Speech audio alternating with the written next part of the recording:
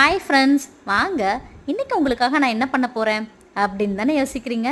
வாங்க என்ன பண்ணலாங்கிறத பார்க்கலாம். நான் இன்றைக்கி எடுத்துருக்கிறது கருப்பு கவுனி அரிசிங்க. இது அந்த காலத்தில் ராஜாக்கள் மட்டும்தான் சாப்பிடுவாங்களாங்க, பொதுமக்கள் யாருக்கும் தரமாட்டாங்களாம். அப்படியே சாப்பிட்டாலும் அவங்களுக்கு தண்டனையாங்க அந்த காலத்தில். பார்த்துக்கோங்க அப்போ அது எந்த அளவுக்கு ராயல் ரைஸாக இருந்திருக்குன்னு. அதில் அவ்வளோ ஹெல்த் பெனிஃபிட்ஸ் இருக்குங்க. ஈவன் இதை சாப்பிட்டா கேன்சர் கூட வராதுன்னு சொல்கிறாங்கங்க.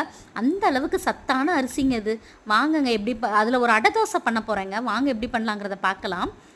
நாள் நைட்டே ஒரு டம்ளர் கருப்பு கவுனி, ஒரு டம்ளர் மட்டை ரைஸு, அரை டம்ளர் கடலைப்பருப்புங்க. இதில் நீங்கள் மட்டை ரைஸ் தான் எடுக்கணும்னு இல்லைங்க. நீங்கள் இட்லி அரிசியோ இல்லை பச்சரிசியோ எது வேணாலும் நீங்கள் எடுத்துக்கலாங்க. நான் இன்றைக்கி மட்டை ரைஸ் சேர்த்துருக்கேன். வச்சுட்டு நாள் நைட்டே ஊற போட்டுருங்க. நாளைக்கு காலையில் நீங்கள் அரைக்கிறதா இருந்தால் நாள் நைட்டே ஊற வச்சுக்கோங்க. இல்லை இன்றைக்கி சாயங்காலம் பண்ணுறதா இருந்தால் காலையில் ஊற வைங்க போதுங்க. அதுக்கப்புறம் நம்ம அடை தோசைக்கு என்னென்ன பொருள் போட்டு அரைப்போமோ அதெல்லாம் போட்டு அரைச்சிக்கலாங்க. சோம்பு, வரமிளகாய், இஞ்சி, கொஞ்சோண்டு பூண்டுங்க போட்டு நல்லா அரைச்சிருங்க. குறப்பாக அரைக்கணுங்க, ரொம்ப நைஸாக அரைச்சிடாதீங்க. அப்போ தான் தோசை கொஞ்சம் ஊற்றுறப்ப நல்லா முறுமுறுன்னு வருங்க. குறப்பாக அரைச்சிங்கன்னா நல்லா அரைச்சி முடிச்சதுக்கப்புறம் பார்த்திங்கன்னா இந்த மாதிரி வருங்க. வந்ததுக்கப்புறம் இதில் கேரட்டு, முட்டைக்கோஸ், தேங்காய், வெங்காயம், முருங்கைக்கீரை கூட போடலாங்க. கருவேப்பிலை போட்டுக்கோங்க. எல்லாம் போட்டு ஒன்றா கலக்கிக்கோங்க. உப்பு, கொஞ்சோண்டு பெருங்காயத்தூள் போட்டுக்கோங்க. போட்டு இந்த மாதிரி தோசை ஊற்றி சாப்பிட்டு பாருங்கங்க. நல்லா முறுன்னு டேஸ்டியாக இருக்குங்க. அது சாப்பிட்றதுக்கு அவ்வளோ சூப்பராக இருக்குங்க.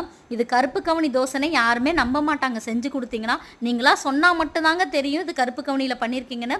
அந்த அளவுக்கு டேஸ்ட்டாக இருக்கும். செஞ்சு பார்த்துட்டு எனக்கு கமெண்ட் பண்ணுங்கள். என் வீடியோ பிடிச்சிருந்தா லைக் பண்ணுங்கள்.